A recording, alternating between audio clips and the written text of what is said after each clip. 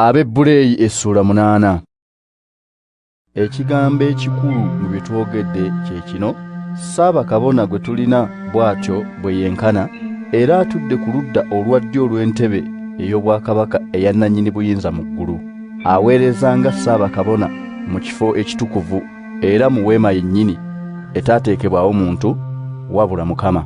Buli Ssaabakabona ateekebwawo okuwaayo ebirabo n'ebitambiro eri Katonda, ne Ssaabakabona waffe kyava agwanira okubaako ne kyawaayo.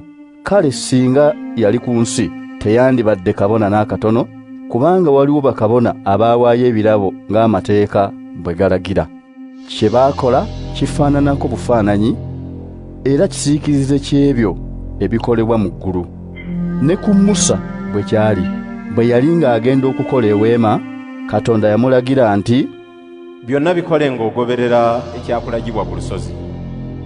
Naye kaakano omulimu Yesu gwe yaweebwa gusinga nnyo ogw'abali obukulu, kubanga n'endagaano gy'alimu ng'omutabaganya yesinga obulungi, n'ebisuubizo kwenyweredde bye bisinga obulungi.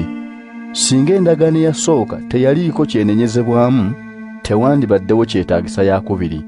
Naye Katonda ayogera ng'anenya abantu be nti, Mukama agamba nti, ekiseera kirituuka ne nkola endagaano empya n'abantu ba Isirayiri era n'ekika kya Yuda. Teribanga endagaano gye nakola ne bajjajjaabwe ku lunaku lwe nabakwata ku mukono okubaggya mu nsi y'e Misiri, kubanga tebaanywerera ku ndagaano eyo. Nange kyenava ndekayo okubawuliriza, bw'atyo Mukama bw'ayogera.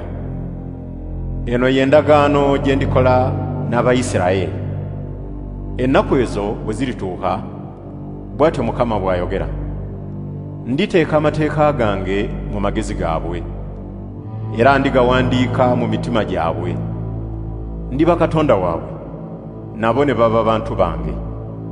Tewaliba ayigiriza munne wadde ayigiriza muganda we nti, manya Mukama. Okuviira ddala ku muto okutuuka ku mukulu, bonna balimmanya.